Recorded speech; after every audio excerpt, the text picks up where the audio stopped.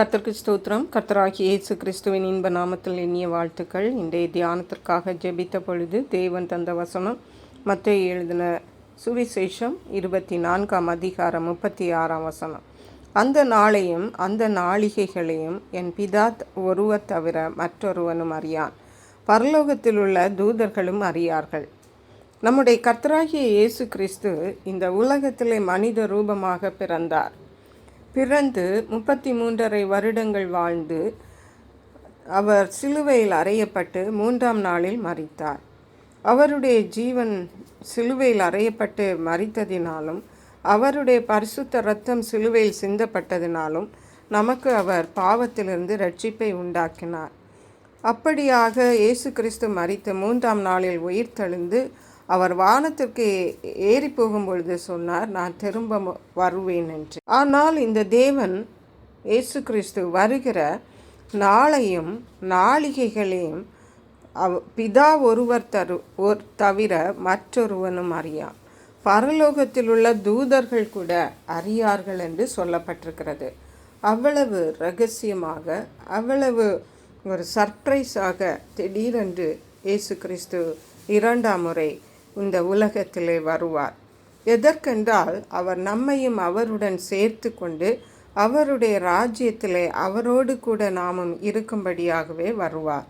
41ஆம் வசனம் சொல்லுகிறது, 2 ஸ்திரீகள் எந்திரம் அரைத்து கொண்டிருப்பார்கள், ஒருத்தி ஏற்றுக்கொள்ளப்படுவாள், ஒருத்தி கைவிடப்படுவாள். இயேசு கிறிஸ்து எப்பொழுது வருவார் என்று தெரியாததினால் அவரவர் தங்கள் வேலைகளை செய்து கொண்டிருப்பார்கள். எந்திரம் அரைக்கிற மாவு அரைத்து கொண்டிருக்கிற 2 ஸ்திரீகள் இருந்தால் ஒருத்தி தான் ஏற்றுக்கொள்ளப்படுவாள், நல்லவளாகிய ஒருத்தி ஏற்றுக்கொள்ளப்படுவாள். அப்படியே 2 பேர் வயலில் இருப்பார்கள், ஒருவன் ஏற்றுக்கொள்ளப்படுவான், ஒருவன் கைவிடப்படுவான். இதுதான் இயேசு கிறிஸ்து வருகிற நாளின் நிலைமை. மட்டுமல்ல, வீட்டில் இருக்கிறவர்கள் ஒருவன் ஏற்றுக்கொள்ளப்படுவான், ஒருவன் கைவிடப்படுவான்.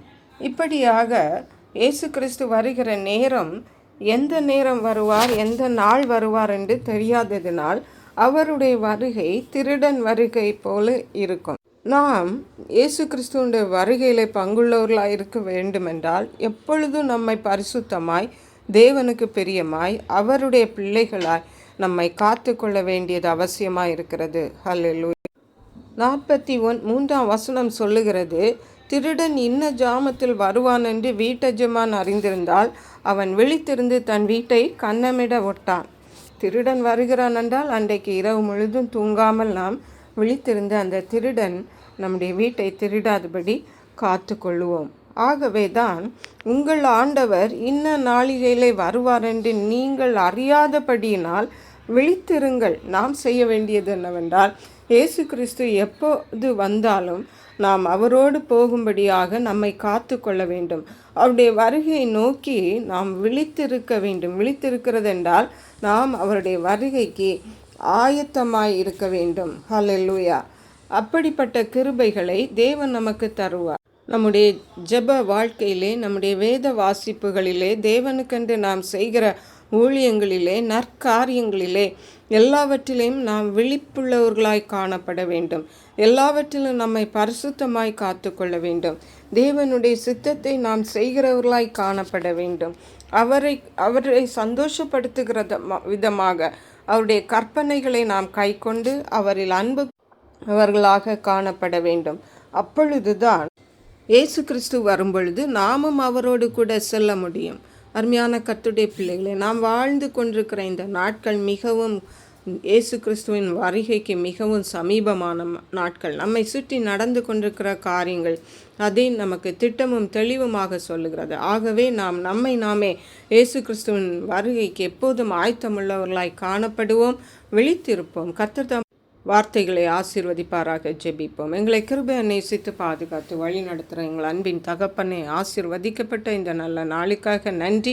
இந்த நாளிலும் கர்த்தர் எங்களுக்கு சொன்னது போல நாங்கள் எப்பொழுதும் விழித்திருந்து உம்முடைய வருகைக்கு எப்போதும் ஆயத்தமாயிருக்க எங்களுக்கு உதவி செய்யுங்க. உம்முடைய வருகையிலே நாங்கள் ஒவ்வொருவரும், எங்கள் குடும்பங்களும் ஒவ்வொருவரும் இயேசு கிறிஸ்துவின் சுவிசேஷம் ஒவ்வொருவரையும் சென்றடையும்படியாக இந்த செய்தியை உங்கள் நண்பர்களுக்கு அனுப்பி வைக்குமாறு தாழ்மையுடன் கேட்டுக்கொள்ளுகிறேன். கர்த்தர் தாமே உங்கள் அனைவரையும் அபரிதமாய் ஆசீர்வதிப்பாராக.